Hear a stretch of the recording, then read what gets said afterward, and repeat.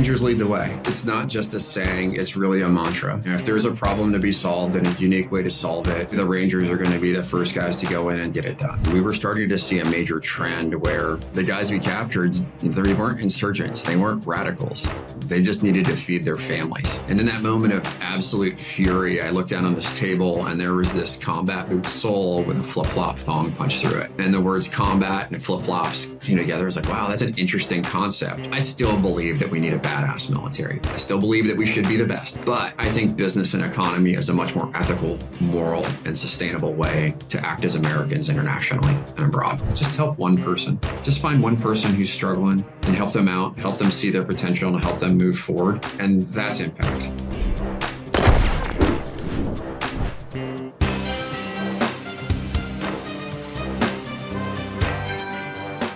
Welcome back to the show, Disruptors. I'm your host, Aaron Hale, and this is Point of Impact. Sometimes the most successful people in this world are the ones driven by vision. They have a mission bigger than the obstacles in the way. It's about changing the world, even if you don't feel like you're the one that is capable of doing so. It's taking one step at a time, getting back up after failure, until you succeed. Today, we've got an amazing guest. He's a humanitarian, documentarian, entrepreneur, ranger, leading the way, literally with open-toe shoes. Today, we've got CEO and co-founder of Combat Flip-Flops, Matthew Griffin. Griff, welcome to the show. It's great to be here. We've been chatting about this for a while, so it's great to finally make it happen. Well, you know what? It was pretty funny. When our first conversation, I was kind of excited. You know, I've had actually the pair I'm wearing right now for nearly 10 years. And on the way to our call, I don't know if you remember this, but I was nearly crying because I'd been switching out refrigerators, and the old one was in a traffic area, and I'd totally forgotten, and I kicked that thing so hard with my bare feet, which I don't even walk around my house with open toes because I've got 3 boys. But these flip-flops have gotten a lot of wear on them, and sometimes a little bit of blood, but they're the best ones I've ever owned. And they've got an amazing story, an amazing mission behind them. I can't wait to get into it. Awesome. Well, glad you've been enjoying them. And yeah, they can't hurt if you use them incorrectly. Yeah. Well, it's funny too. Yeah, I'm going to bring this stinky thing up here. It's almost time to get a new one. But I read your book, and even though I knew the mission behind it, and I knew the good that you're doing around the world, it's always great to hear some of these. It's almost like combat stories, and of course, there's a few F-bombs dropped in there too. So yeah, we're not shy about who we are and our language used. So I apologize for that. It is not saying adult, saucy reading like the ladies like to read, but there is some adult Ranger language in there, and we're not shy about it. Well, first, it's hard to know exactly where to start here, but why don't we start with what was the impetus? What was that spark, where did you even get the idea that you wanted to start a business, and what was the generation there? I grew up, I'm a Gen Xer, so there's a lot of memes floating around about Gen X right now, and we're problem solvers. We'll get things done. We'll make it through the apocalypse. And I was raised in a time when, be all you can be, get a nudge on life in the Army, right? You always move forward. You overcome any objective, any challenge that comes. It's just the heroic comeback story, right? That was the generation that I grew up in. So that's all that I knew. I went to West Point, in 1997. I graduated in 2001, right before the war. And by this time, you can imagine just all of the, I wouldn't say brainwashing, but all of just the training and the mindset and everything else that goes into that. Then you have September 11th. Did my first couple deployments to Afghanistan, and then I did a hefty deployment with the Rangers to Iraq. And by the time we got to Iraq, we started seeing a trend, which, we were really successful. We were wrapping up guys every night. We were taking apart networks, and, we would grab these guys, and it's always more successful when you can grab them and get the information out of them. So we'd bring them back, and they'd go through the interrogation process. And we were starting to see a major trend where the guys we captured, they weren't insurgents. They weren't radicals. They just needed to feed their families. And they said, what else am I going to do? There's no jobs here. Like, how else am I going to feed my family? Somebody came and paid me a couple $100 to shoot at you guys. What else am I going to do? And that really sat kind of off with me. We were the ultimate red herring. As long as we keep sending men in uniform over to this area, and the two sides of the leadership keep bouncing back and forth, like young kids on both sides are going to be put in harm's way. And it didn't really sit right with me. At that time, I had just gotten married. My second child was on the way. So I decided to get out of the military. But I still am an adrenaline junkie. I'm a travel junkie. I just actually looked at it the other day. I've been to 35 countries, and like, it's not that many by other travel junkies, but I thought, oh, that's pretty cool. I've been to 35 different nations in my life. And I kept that up, and I went to work for a company called Remote Medical International. And my job was to supply government contractors and other agencies with physicians, medical equipment, and emergency medical services and evacuation all over the world. And I'm using the air quotes here, difficult places. And I couldn't really do that job if I didn't know what the actual problems were in the problem set. So I was traveling, throughout the Middle East, Southeast Asia, Africa, really trying to figure out these problem sets. And when I showed up there, I had to get home. I have 2 kids and a wife at home. And what I quickly found was, I'm an artillery guy, is that you always look at the maps. And I don't know if you remember when you were deployed, but every day, they have their operational briefing, and they pull up a map of where all the attacks and explosions were, and they put them on. Here's what happened in the last day. Here's what happened in the last week. Here's where they've been for the last 30 days. And so you start to see trends of where those attacks typically happen. And they typically happen around 3 places: military compounds and convoys, embassies, and reporters. Those 3 places. So my first logical thought was, if I want to decrease my likelihood of getting injured in a conflict area, I'm going to stay away from all of those 3. Okay, now let's just reverse engineer this. Let's look at the map. Where do they not have attacks? And the odd thing is the areas that were flourishing with local small businesses didn't have issues.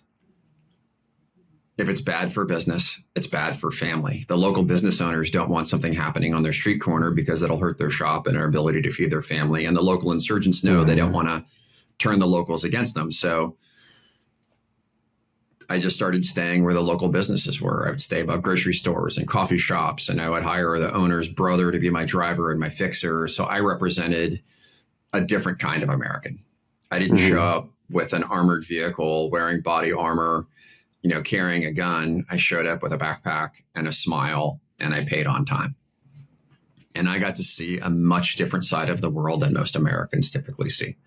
You get invited into a home, vacation homes. I think one of my favorite moments was being in Jordan, which isn't really a conflict area, but sitting on the side of a mountain in an olive orchard where, this is biblical type setting at sunset, having a barbecue with an entire Jordanian family, just having these types of experiences. It really changed me. And I kept thinking to myself, and the universe kept showing me this same lesson is, well, you still want to win the war. You still want to keep kids from dying on both sides. You still want to represent America positively. How can I do that? And one day I walked into a combat boot factory in Kabul, Afghanistan, and the idea was born. That's a really interesting point. I don't want to glaze over this because I love to travel. And I love learning about new cultures. I joined the Navy first and then switched over to the Army. So I got to go to some like nicer locations. The Navy, you had to put all the bases near beaches. But, Lucky you. but I spent 4 years in Italy, basically becoming an Italian, learning the language, and then traveling all over Europe, and definitely not a conflict area. In fact, not a hardship duty whatsoever. And then I just had the bright idea of switching uniforms, then going into the sandbox. Still, even though, and this is the thing about it, is that most civilians, most Americans, and even the service members deployed overseas that are in these protective bubbles, like you were talking about, that armored vehicles, then they're in these, fobs, surrounded by, concertina wire and HESCOs and, those giant Texas barriers and all that kind of stuff. And then they go out in these bubbles and they're protected by the armor and armament. And they don't really get to connect with the culture as much. But there are a few, brief moments. I got to experience this a couple times on my deployments. Is that they're not all insurgents. They're not all war fighters. They're not all out trying to kill you. These are people, and they're just trying to live the best life they can. In fact, the culture there is amazing. They will bring total strangers into their homes and give whatever they've got. And for example, the handshake, right? The one hand goes to the other hand, whereas their free hand covers the heart, right? It's the culture there is they're humans, and I think we've dehumanized war. So, and you were talking about the barbecue, and that reminded me of there was a story in a part of the section of your book. You talk about celebration, a memorial of the Lion of Panjshir. Can you tell me a little bit about, maybe that was one of those landmark memories that told you that this is where you needed to be? Yeah. So if you've served in Afghanistan or have any understanding of the history of Afghanistan, Ahmad Shah Massoud is the national hero of Afghanistan. He was killed on September 9th, 2001, 2 days before September 11th, because bin Laden knew if Massoud was alive when the Americans came, he wouldn't last very long. Massoud was the first guy to unite all the tribes of Afghanistan, and he wasn't even supported by the United States. He sold, precious stones on the black market to buy guns to defeat the Soviets. And he was the reason why the Afghans repelled the Soviets in the 80s. He was also a politician they wanted him to run for president and he didn't. And he, retired and continued to be a public figure until he was murdered by bin Laden in 2001.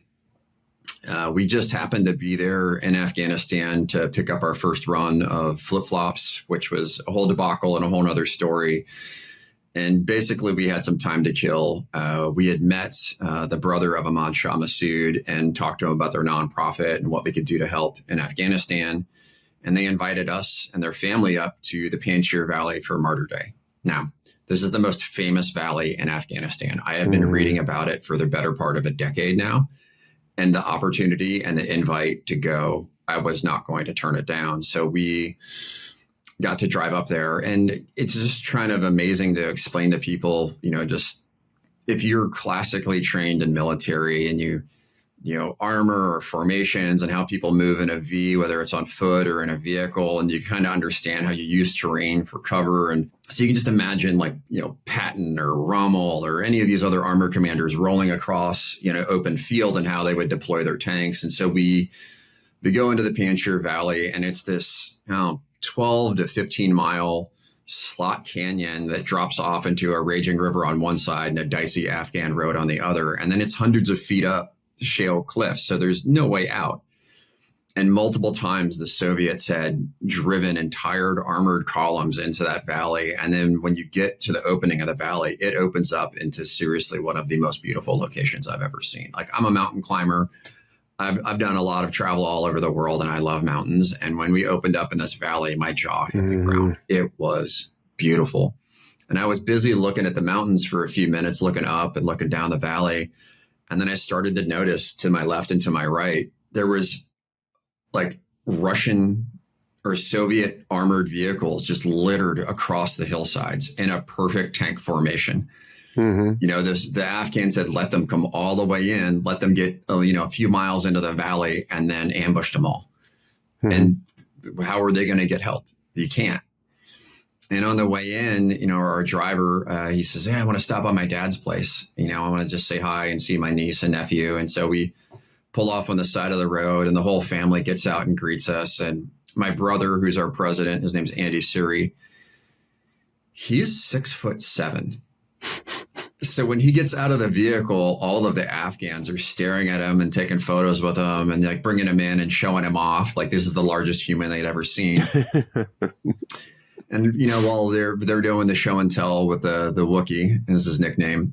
The Wookiee. The Wookiee. We're kind of looking around, and I start seeing Russian helicopter parts littered through this beautiful almond orchard. And I'm like, hey, what's the story with this? And the dad comes out and he like puffs his chest out and he's like, I shot it down. And he's like, what? He's like, I shot this helicopter down. Here, come here. And he walks us through the orchard, and there's big Mi-17 rocket pods. There's hulks of helicopters laying in the orchards.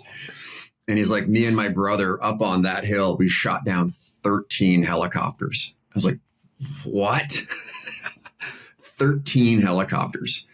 And they have him there, and it's just, we went swimming in the river, and you're just walking, all of a sudden you're like stepping over, tripping your toe on a piece of landing gear from a helicopter that's been there for 30 something years. And it was pretty impressive.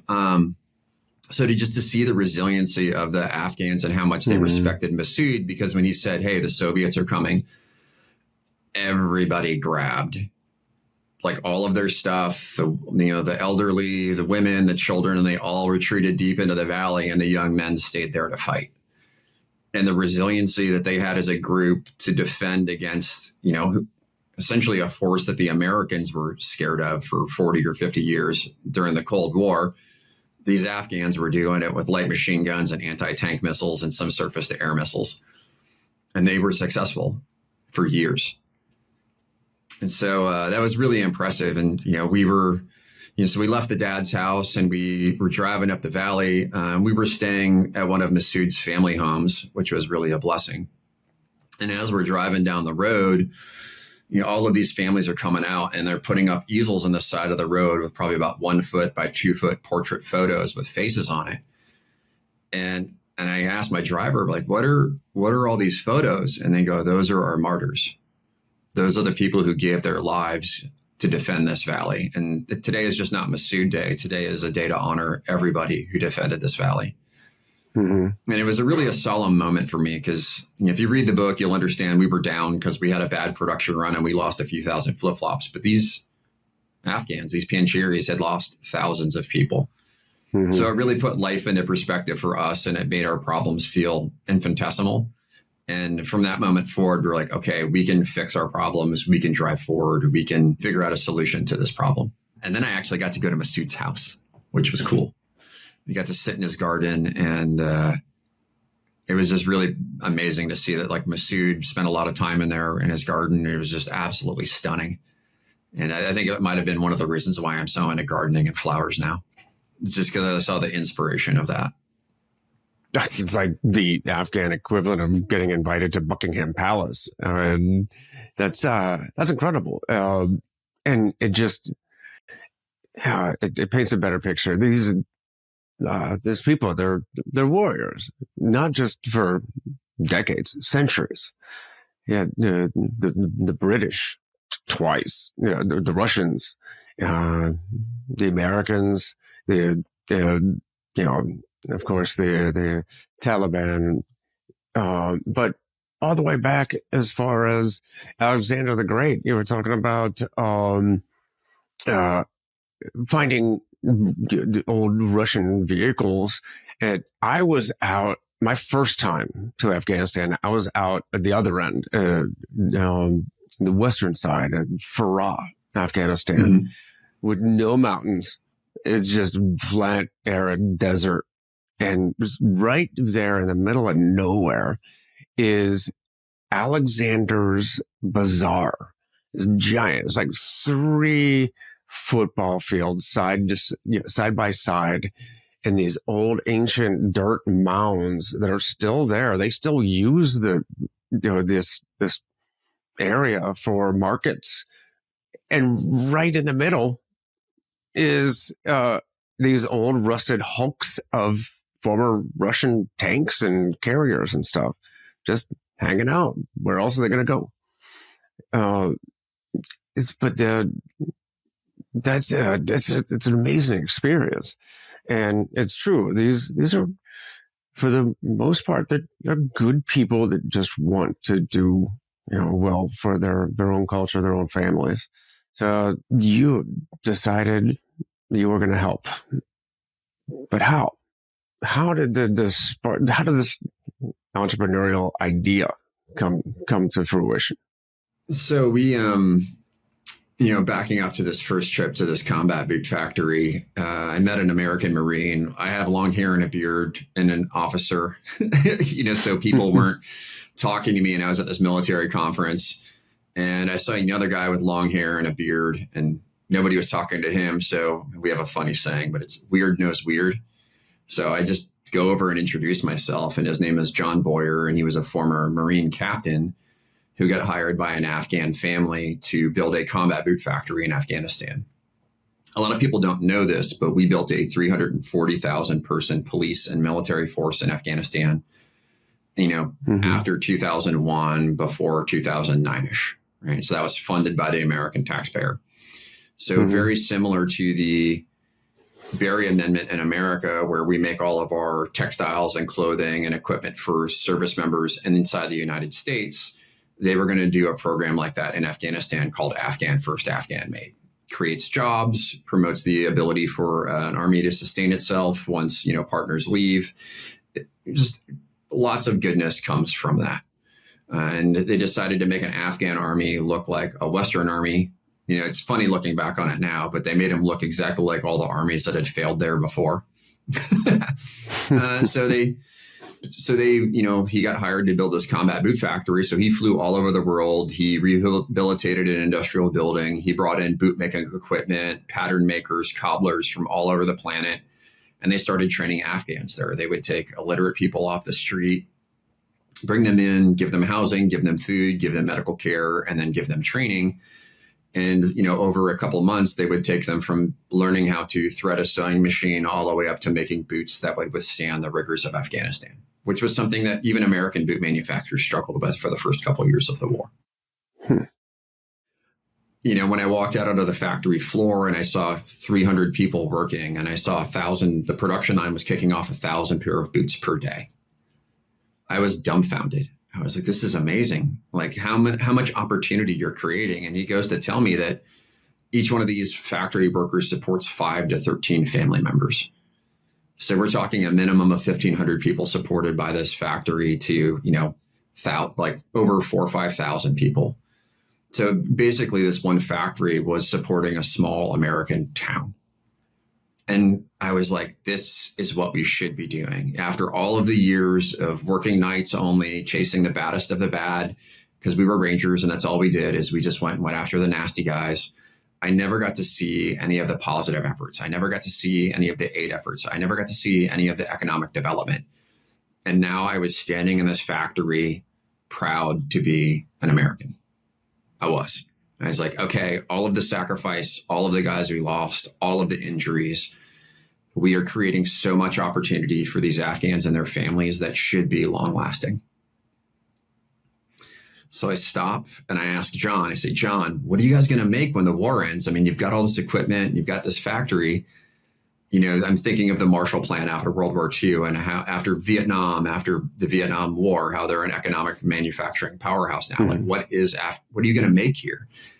And he doesn't skip a beat. And he says, dude, we're not going to make anything.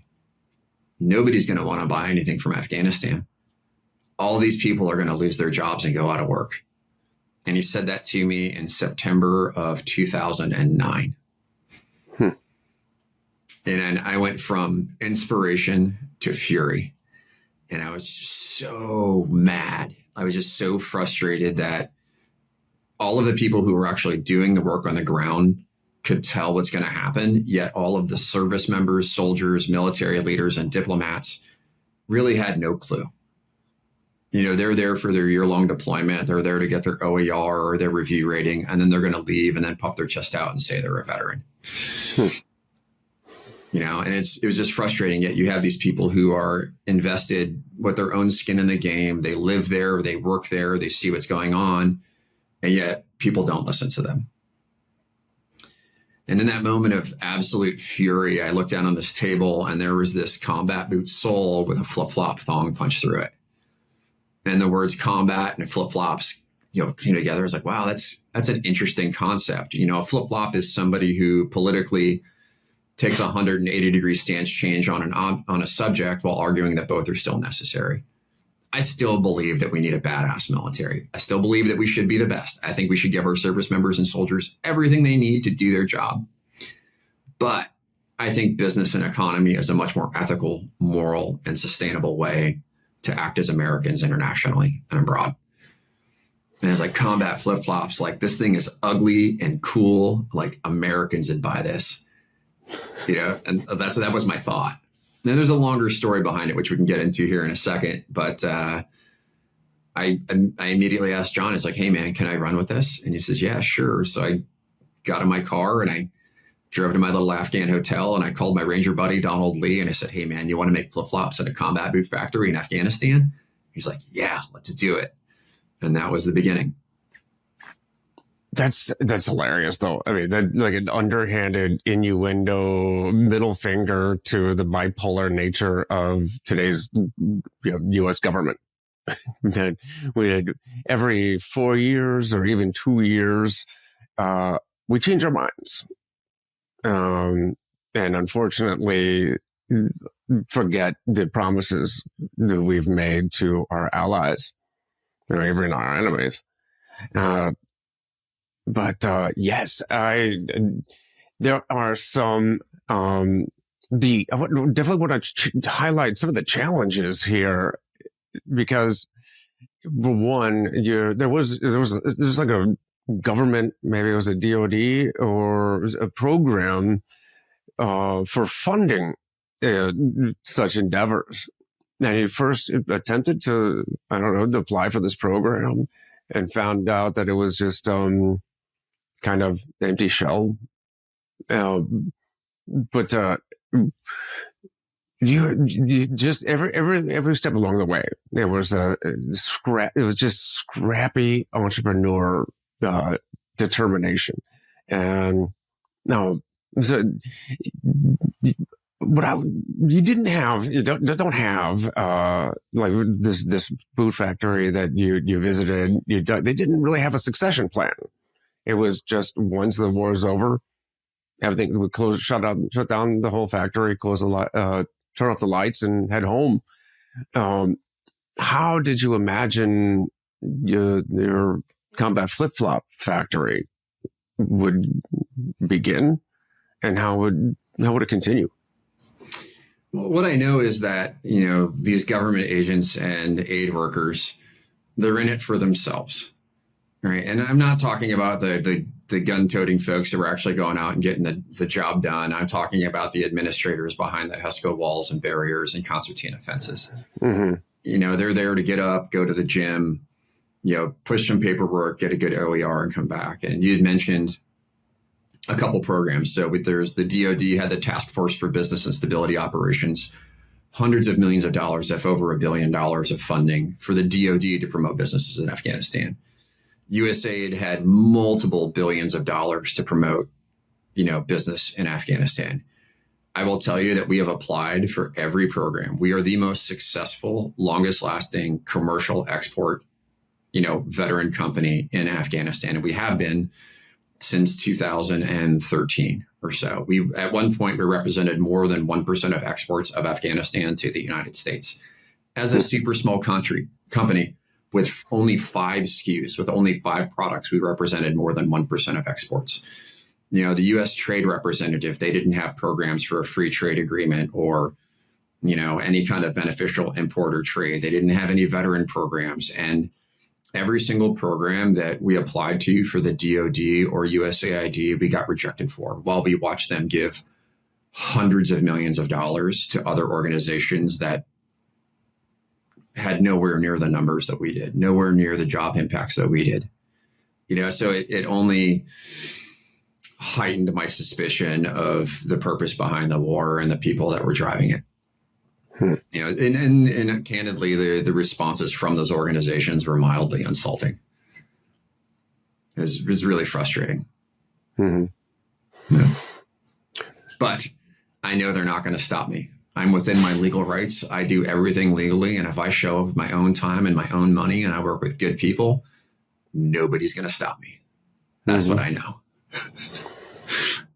And there were plenty of intersections in which you could have said, this is too hard. This is, for one, I think you got your first prototypes, right? So many of each design, and you were going to show them off to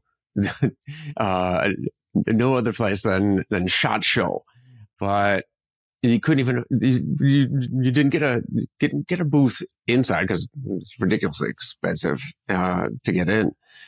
So how did you set up your table and actually make your first sale? So if you wait to the last minute, it only takes a minute. So we had our samples done in summer of 2011, and we had to make them in Asia because Afghans don't have leather tanneries. They don't have the equipment to make the tooling for the patterns and everything else. So even those boots and stuff that were made in that combat boot factory, all of the raw materials were coming in from China or Vietnam or somewhere else, and they were being cut and assembled in Afghanistan. So we were just going to take the same model, use the same logistics route. And, I sold a couple guns and a motorcycle or two, and I paid for our first samples. They came, we said, all right, we want to have this color, this design, little arrows, pointing at things. And then we sent it back to the factory. Then they sent us our final samples, and we're like, okay. So I sold a couple more guns and a hot rod. And we paid for 200 pairs of samples to be made in Asia. We're like, this is what it's going to be. These are the materials. This is what they're going to look like. So we just filled duffel bags. And I'd been in the defense industry for a little while with my time with Remote Medical International. So I had enough contacts. I'd been a part of enough programs, and I'd helped enough people that, I had good friends that were saying, hey, you should talk to this podcast guy, or you should talk to this blogger, or you should talk to these individuals over here. So all I did was I just emailed them. And I said, hey, I'll buy you lunch. I'll give you beers and everything else. And if you're familiar with SHOT Show, and it's gone now, but there was this restaurant called the Public House, and it was right at the center of where the Venetian and the Palazzo come together, where you turn into the hallway to go into SHOT Show, and it was right there at the center. And so we walked in first thing in the morning, and I handed the waitress a $100 bill, and I'm like, hey, we're going to sit here and have meetings all day. We'll be buying all the food, all the beers. Just make sure their glasses don't go empty, and I will give you a fatter tip at the end of the day. So a SHOT Show booth is $10,000 minimum. I was looking at maybe $1,000 all in for the day on our budget for doing it this way. And people just floated in and floated out. And we just opened up the duffel bag and we said, hey, what size are you? And they're like, I'm a size 9. And you're like, oh, here's a pair of AKs, or, oh, here's a pair of tuk-tuks. Like, this is what we're doing. Here's photos of our factory. And we had built our website 2 days before. Literally, it was the jankiest website. Could take a payment. We processed some test orders, and We sold, because of the bloggers posting during the SHOT Show time, we sold 4,000 pair within the first week. Wow. We thought we were golden. We thought we were the golden children. Like, oh, this is easy. That's how it's going to get done, And so we left there riding high. Money was hitting the account. This was January of 2012, and these were all pre-orders. And like, hey, we're using the funds to actually fund this. So basically, like a GoFundMe or something. And people paid, and we're like, okay, let's go to production. And then the adventure really began. That was those were the problematic years. I'm not going to lie to you. Everything sounds easy until you do it. That's amazing, because I've got the fudge company, and I know about the prototype process, and I just making. We've got an apparel side, and I just designing this tactical apron, just like a Molly out apron for barbecuing and cooking, and it's all just nylon and a couple plastic D-rings and stuff. But the back and forth and how many times they got it wrong, it didn't talk anything about just the prototyping process. But then they still didn't get it exactly right. Anyways, and creating a website. I don't know how many iterations we've gone through of our own website, but there's a lot to all of that. And just getting, and I think it's awesome that you set up a satellite campus of SHOT Show at the local watering hole, and it was successful. That was great. 4,000 pre-orders. So what next? How do you go from 200 prototypes to 4,000? Yeah, that was an adventure. So this was January. We were expecting delivery in June. Mm-hmm. There were a couple of things that happened in Afghanistan right around that time that really affected us. There was a cross-border shooting where a bunch of American forces tangled with some Pakistanis, and the Americans were on the victorious side of the equation. Mm-hmm. And, amateurs talk tactics, professionals talk logistics. The entire war effort for Afghanistan was funneled through Pakistan. All of the materials, all of the food, all of the fuel, all of these things had to come into the port of Islamabad, get trucked across Pakistan, go across the border, and then get to Afghan bases to support the U.S. military. Well, the Pakistanis shut down the border. So what we thought was going to be a simple boat shipment and then truck haul to Kabul to have our stuff made turned into a $10,000 air freight bill. Yay. Additionally, at the same time, Obama announced the end of the Afghan war in 2014, signaling that they were going to be doing a transition and handover. So all of the contracts that were managing the administration of this Afghan First, Afghan Made initiative got handed over to the Afghans. And the Afghans were smart about it. They looked at the price of manufacturing things in Afghanistan versus the price of just buying a completed product from China or Pakistan or wherever. And they're like, well, our budgets are shrinking. We need to be able to keep our soldiers clothed appropriately. So they canceled all of the boot contracts to the factory. So right as we took these orders, the factory that we were going with John was going under. So he says to me, hey, look, man, I will do this one run and then we're done. And I'm like, that's great. That'll be a great story. We can write a book. It'll be a fun tale. I can manage this for the next year. We'll get this sorted. So with the delays in the shipment and the factory closing down, he had other priorities to work on. So a June delivery turned into July, turned into August. And at the end of August, my brother and I knew the factory was closing. We were still getting a lot of interest on our website. So we sourced a couple other boot factories that were working in Afghanistan at the time, knowing that John's was not going to be around anymore. And we grabbed our duffel bags and we flew to Kabul. And we said, all right, we're going to go get our footwear. And then we're going to figure out another factory and we'll fly home. It'll be fine. We'll be good. We arrive, we go to the warehouse that was holding our first run of flip-flops. We feel victorious. You know, we had found it. We had done it. We put hands on it. We were high-fiving and hugging each other and crying. And we put the flip-flops in the back of a bongo truck and we rode them down Jalalabad Road. And like we rode on top of them like Alexander the Great rolling through Kabul. Except, but I think this is your first 2,000 pairs. This is our first 4,000 pairs. So this is September of 2012 when this happened. And you wanted to disguise them as a common shipment, didn't you? These duffel bags.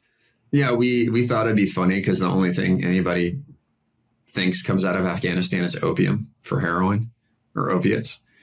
So we actually, our original packaging for our original combat flip-flops were burlap bags that opium get packed in with a big poppy stamp on the outside.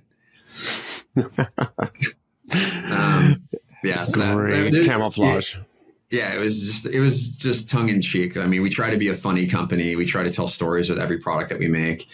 And so we get these back to the compound that we were staying in. We get them stored away, due to the time changes and everything else. Both my brother and I wake up at 2:00 in the morning. We can't sleep, and we start inventorying these things for shipment home. And we find out that it was 100% fail rate. All of them are bad. Our material supplier bait and switched us from the material that they sent us for the samples that 6-7 months before. They changed and went with a lower grade material. So we had thousands of beautifully assembled flip-flops out of material that was going bad. We had like a chrome poppy on the front of our tuk-tuk model, and those were already rusting. I mean, they were like, Afghanistan is a dry environment, and like the chrome was already bubbling off. We'd found, the blue on the leather was bad. Everything was just done. And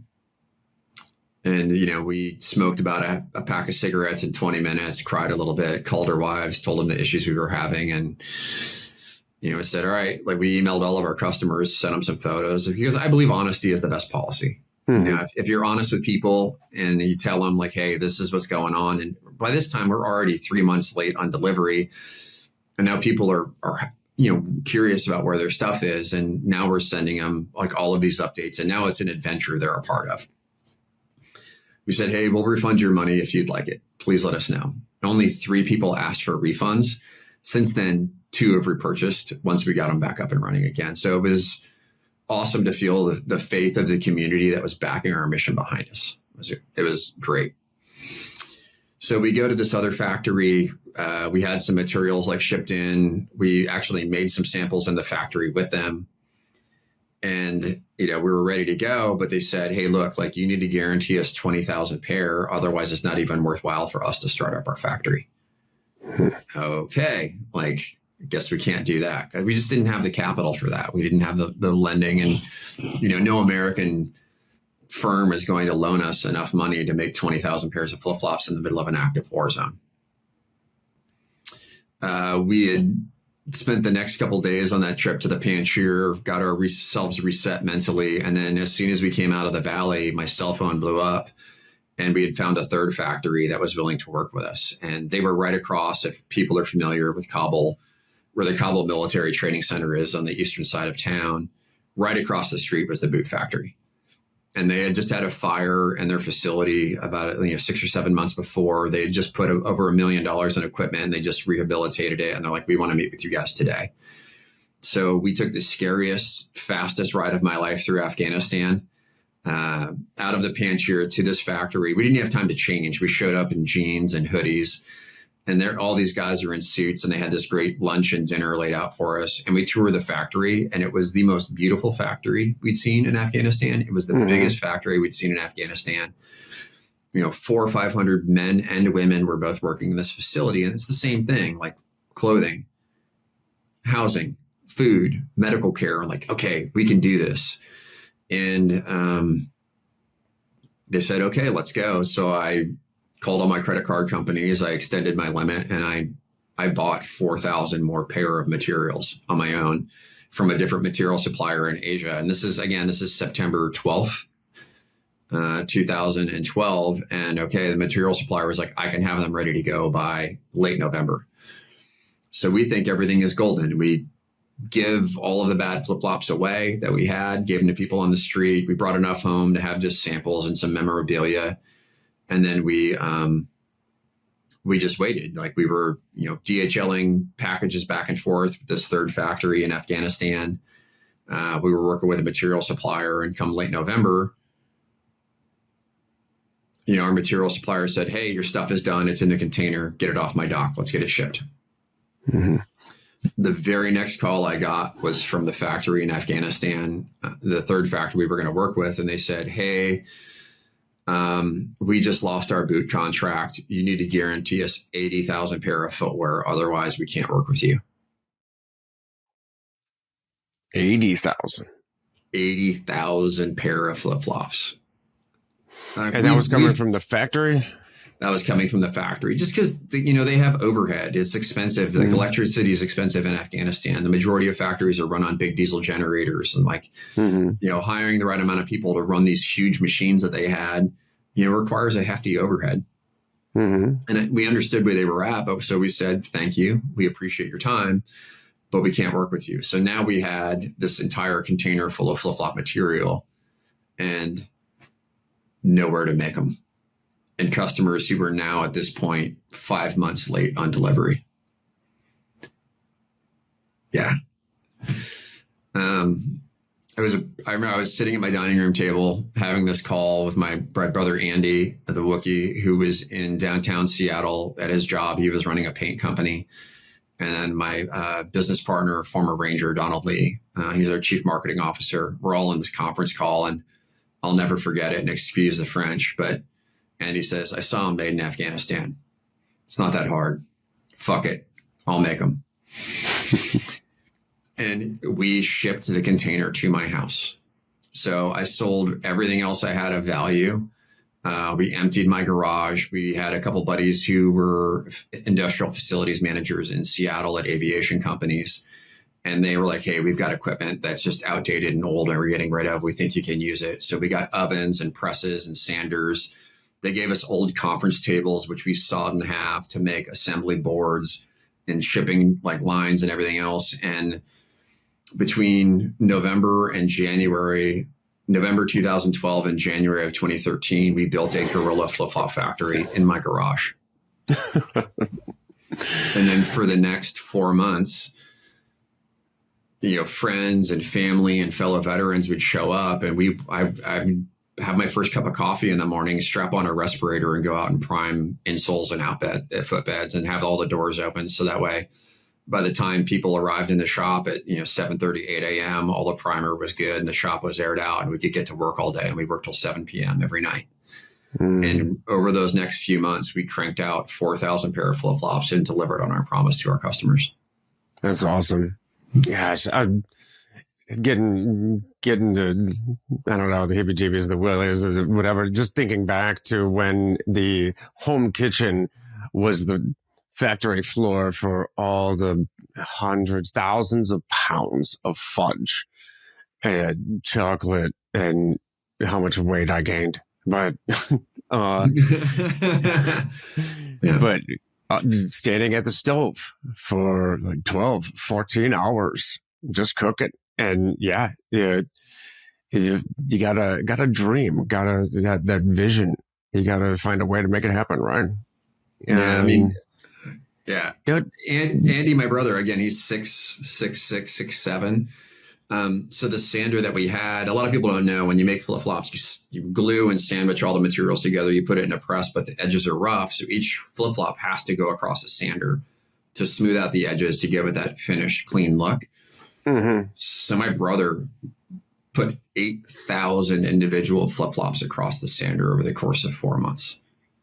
Wow. He got carpal tunnel syndrome doing this. He did what? Carpal tunnel. Carpal tunnel syndrome. We had to, because he's so tall, we had to actually build a platform for the sander to sit on.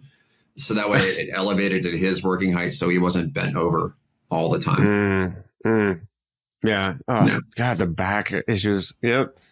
Okay. So you hit the mark a little past the deadline, but you fulfilled your promise. But I think maybe let's take a little step back a little bit and get back to the why here, because it wasn't just about creating jobs. And in fact, you weren't making them in Afghanistan just then. But what was the overall mission? Creating prosperity for the Afghans, and it was about educating, providing enough freedom so that they could have education, and in particular the females, the women. Why? Yeah, so that was a development that actually came on, after we delivered our first run. I think, the mission it's like Rangers lead the way.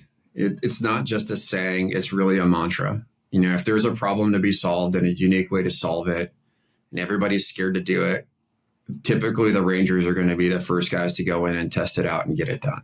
There's a mantra of the Rangers. It's called sua sponte. It means to take authoritative action without prompting. Like nobody was standing over our shoulder telling us to do this, but it was the right thing to do. And we were going to go prove that it was possible. That was it. And then when we got caught with the bad production runs, integrity is a big thing for us. We are not going to steal money from people. We're going to fulfill our word. And it took a hefty effort by a lot of really good people in order to help fulfill the promises that we had made to our customers. And we did that. And so I just think integrity and purpose and proving a mission was the point. But we learned a lot in that process. We learned that you can't manufacture footwear in Afghanistan. Financially, it's unfeasible. We've shifted our footwear production to Bogota, Colombia. Afghans make great textiles. So we shifted cotton and cashmere.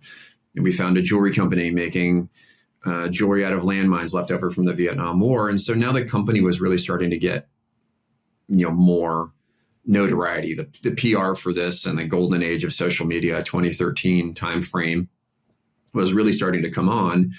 And I got reached out by a woman named Hassina Sherjan. And, we sat down, and she is a lioness of a woman. She funded underground schools for girls during the Taliban years. She is the leading educator in Afghanistan for young women. She's running a program called Aid Afghanistan for education. And, she really changed my mindset on a few things, because the real problem is the education of women. In Afghanistan specifically, people are like, well, they're all terrorists. Well, did you ever ask yourself the question, where do terrorists come from? They come from the same place we all come from, moms, and a lot of people don't know the mechanics of Afghanistan and age and wedding and kids, but basically a woman is married off between the ages of 12 to 18 years of age to a man who's 10 to 20 years their senior. They haven't been formally educated, up until the US came, the girls didn't have any education. And then the husband would die and the responsibility for caring for the family fell on the mother. So the kids would go out on the street, to beg for food. And if you've been to Afghanistan, you've seen the street kids either working or hustling to make money because they're trying to take care of their family, because the mom has no employable skills. And that's where those kids are recruited into madrasas and to terrorist organizations where, over the course of a couple of years, they're brainwashed where they think it's a good idea to strap a bomb to themselves or go shoot at, other people. And it's not right. And you could cut that entire head off the snake if mom had employable skills and the ability to support her family. Educated mothers create educated families. Educated families are harder to radicalize. That's why the Taliban took over, is because it was an army of uneducated men. They did it in a way that, Alexander the Great couldn't do, the Soviets couldn't do, as they were culturally close to the culture. They were angry, uneducated males who took over. So if we can cut that off by educating women, and lots of them, we were going to do it. So after, a couple conversations with Hassina, we wanted to have a philanthropic give back. We say, how about this? For every product we sell, we'll fund a girl in school in Afghanistan for a day. And it was cheap. It was like, 75 cents or something like that. It was within our ability to do ethically. It fit our financial model. And we just started, right? That's it. So we were out to educate girls in Afghanistan because, in addition to business, educating women is the most ethical thing that we could do as Americans to improve that nation.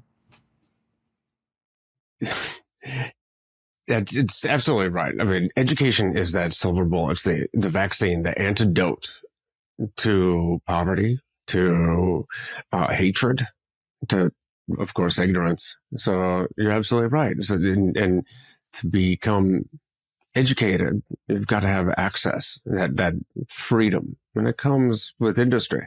So that's absolutely incredible. And what you were talking about earlier with integrity, what do you do when you're not going to make your deadline? Tell the truth. And I've learned this from, the chocolate business, from the real estate business, is you tell good news fast. You tell bad news even faster. And that builds trust just as much as doing a great job being honest about the mistakes and the failures and pressing forward. So that's incredible. There was another, I guess, Ranger methodology when it came to another big event, when you had a plan to kill off one of the sharks from Shark Tank, and it came down to paper, rock, scissors. Well, who would do it? Could you tell me about that? Yeah, that was fun. That was an interesting time. So spring of 2015, we had met a guy named Wes Seiler, and he was writing for Gizmodo. And to this day, it is still the most accurate article written about our company, the people behind it, the why, and why people should support our mission. And so he crashed our website for days. It was just great. Like, we sold a ton of product. It was amazing. But the major benefit of that was a producer from Shark Tank read the article, and he called me and said, "Hey, we want you to be on the show." And I didn't own a TV at this time. I hadn't owned a TV in years. I had seen a couple episodes of Shark Tank just being out and about, but it seemed to me like it was just successful entrepreneurs making fun of American business owners for entertainment value, and I was like, "Nah, man, I don't think we're going to do it. It's whatever." And he's like, "Well, I want you to reconsider." And so the next day I told my chief marketing officer, Leah, what happened. And he says, "You call them back. You call them back right now and you apply and you tell them yes." Do you know what the Shark Tank effect is? And then I started doing some research, and I figured out that I was grossly in the wrong by giving that statement. So we applied, and, we submitted our application, and they said, "Okay, you're into pre-production." And then the way that this works in going into Shark Tank is 55,000 companies to 60,000 companies apply. They take about 250 into pre-production. They fly down about 200. They film 170. 150 will air.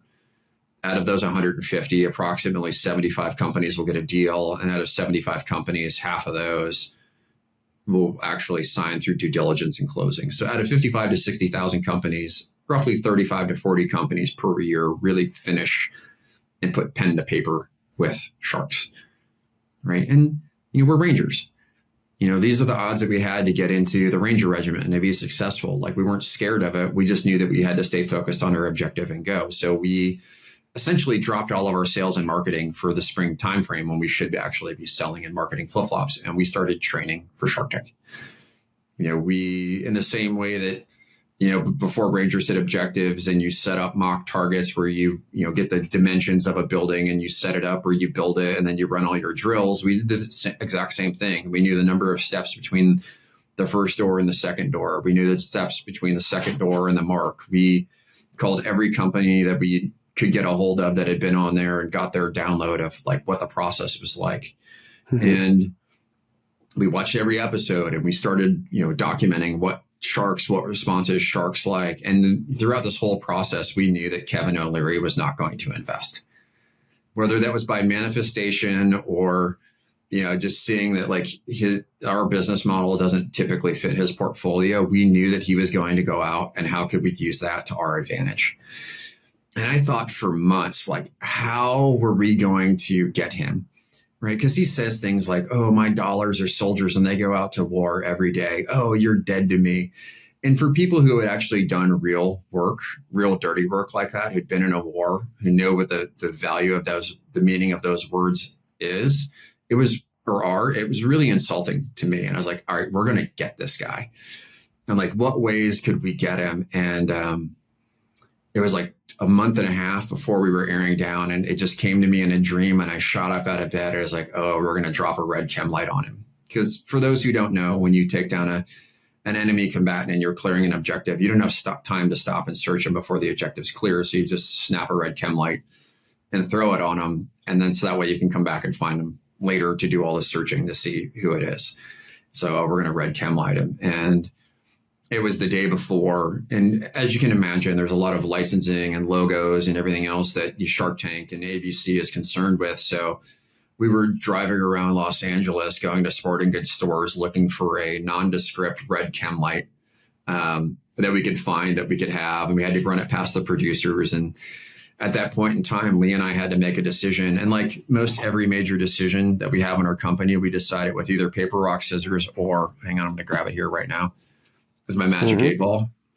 Yes, 8-ball has been with me sitting on my desk for over a decade now, and it's just, how are we going to do it? And we didn't have the 8-ball, so we went to paper, rock, scissors, and Lee won.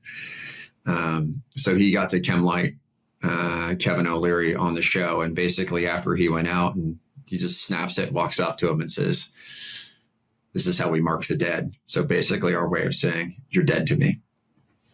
Yeah. Yeah, that was fun.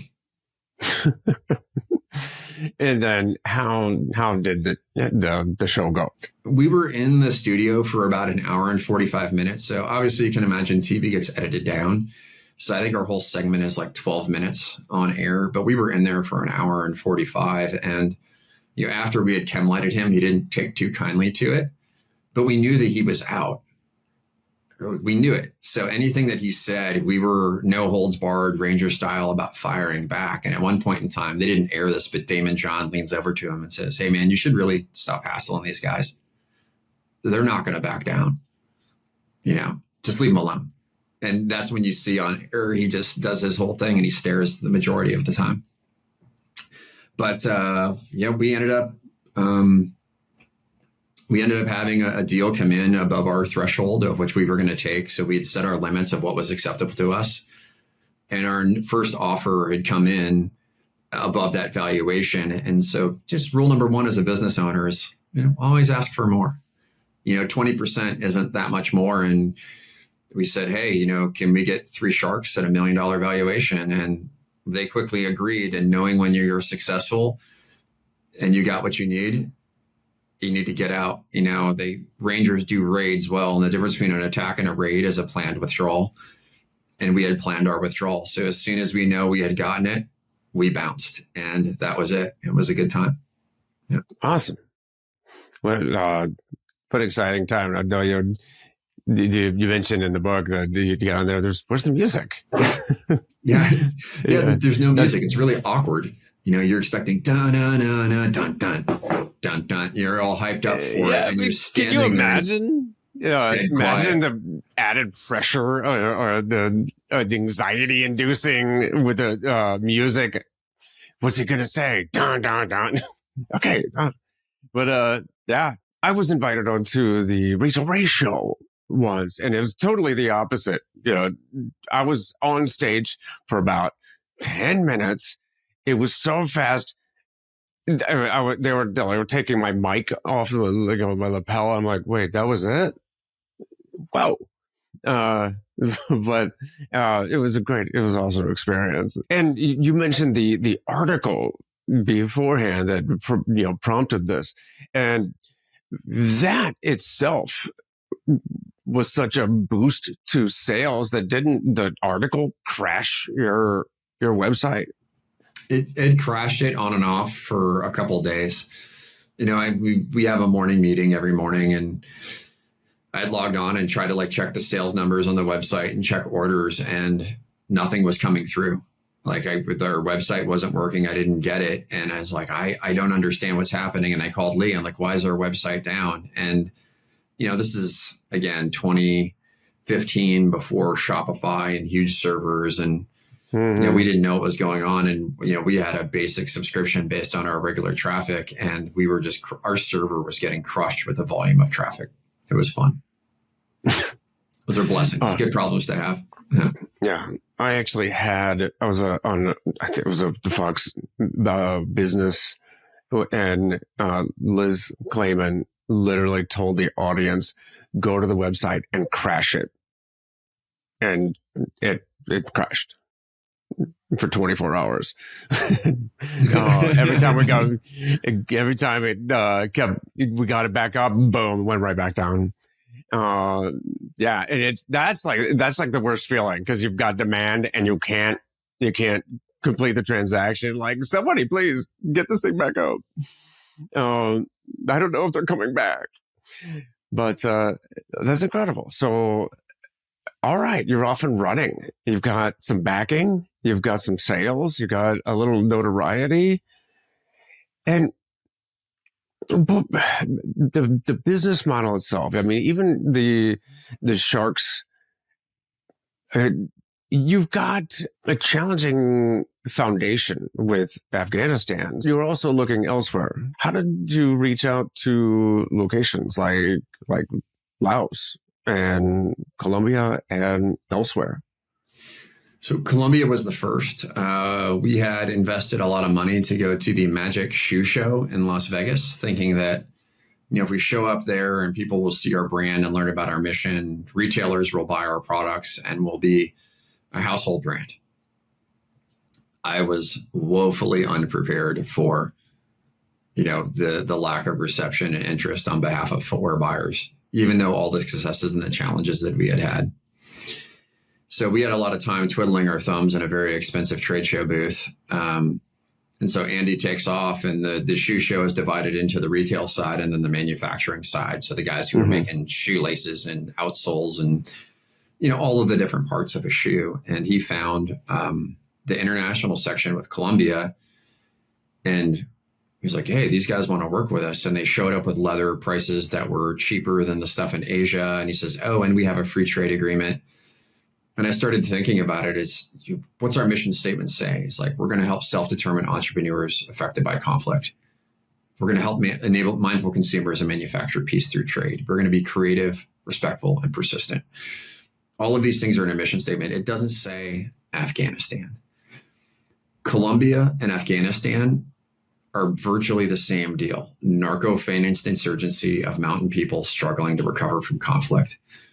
So much so that the Colombians and the Afghans established a diplomatic relationship, so that way the Colombians could mentor the Afghans on how they recovered from the war with the FARC, throughout the 80s and 90s. And, we're like, okay, let's do this. So we began working with a family-owned factory in Bogota, Colombia in early 2013. And we started taking our first shipments in the fall of 2013 from Colombia. And we've been working with them for 13 years now, and it's been a great relationship. And we're now navigating the new tariff policies and all the things associated with that. But still, they make a very quality product. They're amazing to deal with. It's not made in China, which I feel really good about. And then we're helping families go to work. And all of the factory workers who work there, they're supporting their families. They're putting food on tables, making a quality product. And we're really proud of that. You talked about part of the mission being education. And when did the part of the mission expand, or did the scope grow into demining? And how did you get started there? That was the same time frame. Again, social media was great. It was the golden age of social media in 2013, 2014, 15. And a woman named Liz, she had been a fashion designer in New York, got tired of arguing about the colors of black, and decided to go volunteer for work in Laos. And she was working for a demining organization, the Mines Advisory Group, which was the group that, if you're familiar with Princess Di and her efforts on demining, that was her primary organization. And she saw all of these artisans that were taking the aluminum left over from the landmines and then melting them down to make spoons and forks and knives for utensils and other stuff to live their lives. And she goes, well, we can tool this into something else and sell it elsewhere to help more mine efforts to create more material, right? So we can clean up the earth, we can give people jobs, and we can help out. So she started a company called Article 22, and a friend of mine just sent me this in social media, and they go, man, this looks really cool. So I just, again, sua sponte, I just run people down, and I called her. I said, hey, I'd love to work with you. Can you guys make a line for us that we could sell on our website? And we started doing that. And it was actually one of the easiest and most seamless transitions we'd ever done, because we just took some of their products, made a few slight modifications, and we started selling that. We've cleared over, at this point in time, we've got to be over 40,000 square meters of landmines. Oh, yeah. Talking about demining efforts overseas and just how littered old, conflict areas are with these landmines have been sitting there for 30, 40 years, longer. And it's unbelievable. Just, Afghanistan, Cambodia, Laos, the demilitarized zone, Korea. There's so many mines out there, and they're indiscriminate. We don't know what state they are. The dud rate on these, where we just don't know. That's part of former EOD. That's part of our wheelhouse. These munitions that are found that are in an unknown state, and the older they get, sometimes the angrier they are.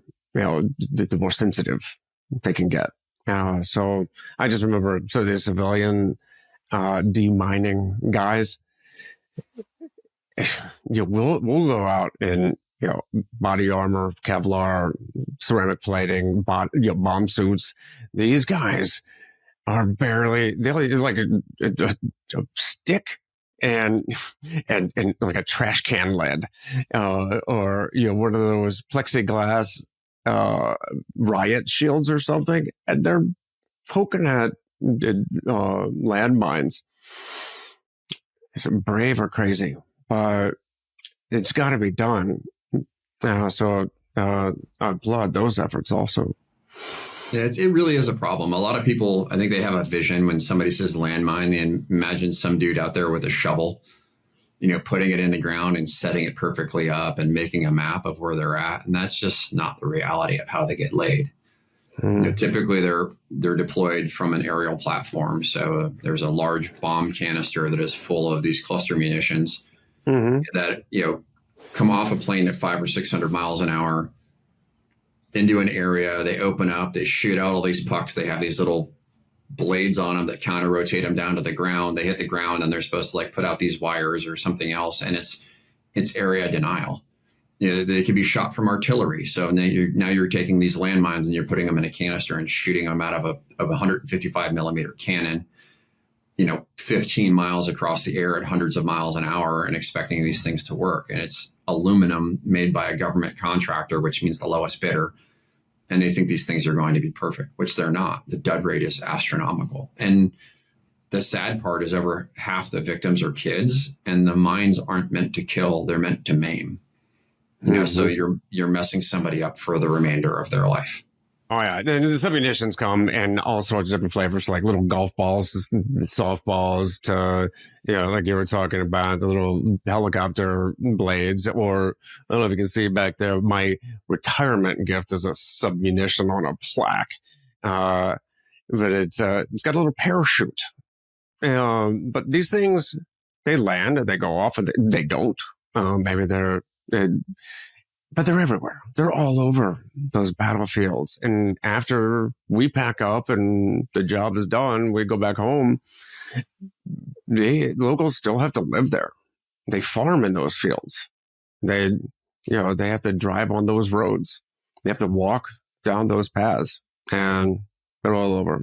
It's awesome that you've got this business, this vehicle for giving back even after the war efforts are over. Tell me though, back in 2009, 10, that was the Obama administration, and he announced that we're leaving, and everything was going to change. Of course, it took a little bit longer, but eventually we packed up and we left completely. At least the DoD did. How is combat flip-flops operating? Is it still operating within Afghanistan? And how is it dealing with the Taliban rule again? And how does that work? It's a struggle, from the business perspective. Our factory managers are having to deal with the Taliban, and they took over the factory, and you have to pay them rent, or taxes on it, which is anywhere, death or taxes. It doesn't matter what government you're part of, you got to pay them. It took us about a year until we could get our shipments back out. And it's funny, there's this longer story, but basically dealing with the Taliban IT guys for the UPS shipment, leaving Afghanistan, and hey, the shipment is cleared, it's ready to go. And the guy in the administration trying to figure out how to get the system to talk so the government could clear the shipment to leave. But we have been manufacturing there. We've been making cashmere, we've been making scarves, we've been making rugs. But it's been a struggle, with our economy here going down. A lot of people are cutting back on expenses, and we try to create a high value product, but it's been tough. It's pulled back. We still have a factory manager that we're working with, but it's a struggle. I'll be really honest with you. Next is the education. So the girls programs that we were working with are all shut down at Afghanistan for education. They had won the UNESCO World Literacy Award, and a couple of years later, none of their schools are functioning. The nonprofit had to shut down. It was reestablished as a U.S. nonprofit to raise funds for education in Afghanistan. I'm actually the secretary of the organization, so I've been still maintaining my efforts to help where I can. As small as they may be, it's better than nothing. And I feel good about that. But still, we're a philanthropic company. We had to figure out what we can do to help people recovering from conflict. And we just decided to lead our nonprofit partnership with a surf organization in America called One More Wave. So they help wounded veterans and amputees learn how to surf. But mainly they give them a community. So every third Saturday of every month, chapters all over the world have get-togethers to get guys in the water and go surfing. And they also have a competitive team I think they have 3 surfers on the U.S. Paralympic team for surf, which is amazing. So, flip-flops and surfing go together. So now we support One More Wave with our philanthropic efforts. That's awesome. Yeah. I've only attempted surfing a couple of times, and only once after going blind. And then after I lost my hearing, I actually lost my vestibular balance. So I'd probably just stick to a boogie board. But my dad actually lives in California. I've spent every summer growing up a beach bum in Laguna Beach. And so I love the water. So that's fantastic. And thank you for giving back to our wounded veterans. That's incredible. Well, I think it's about time we start landing this plane. And before we get into the final segment, I want to ask you, what's on the horizon? What are you getting excited about lately? Right now, I'm just really excited about our company is just slowly trudging forward. A lot of people have been curious about what we're doing, and we're manufacturing for a few other people right now. So we've got OEM work going. Our Amazon store is growing like crazy. Our online website is doing well, and it's boring, but I think for us, just the slow success is where it's at. And so I'm just really happy that I get to wake up every day and I get to work with amazing people all over the world. I get to meet amazing people like yourself and hopefully spread the mission of what we're doing as a company and convince people that they should buy our products because they're better.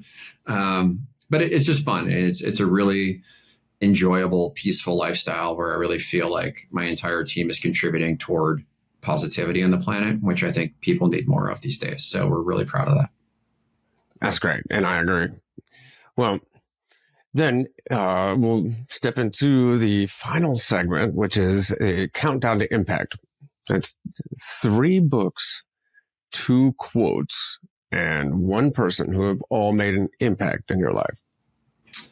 3 books: Conversations with God by Neil Donald Walsh, Mastering the Rockefeller Habits by Vern Harnish, and then a 3rd book. I'll just give you a fun one, but I'm almost done with the series. But the Dirk Pitt series by Clive Cussler. So it's a good action adventure series, but it's the never say die attitude.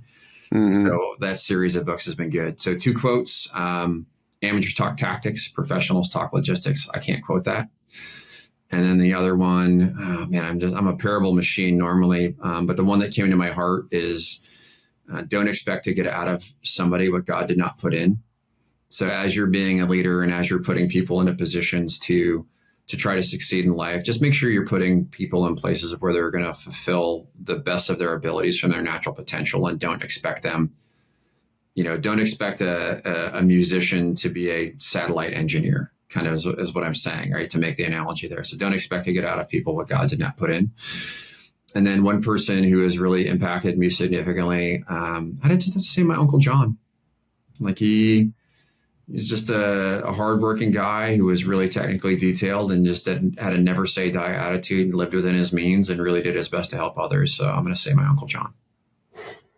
That's fantastic. All of those answers, in fact, get a smile for the Dirk Pitt series, because he's kind of like an American version, almost an American, almost satirical version of James Bond. Yeah. But, I love it. So we'll get those answers into the show notes also, so people can check out those books and quotes. What is your idea of impact?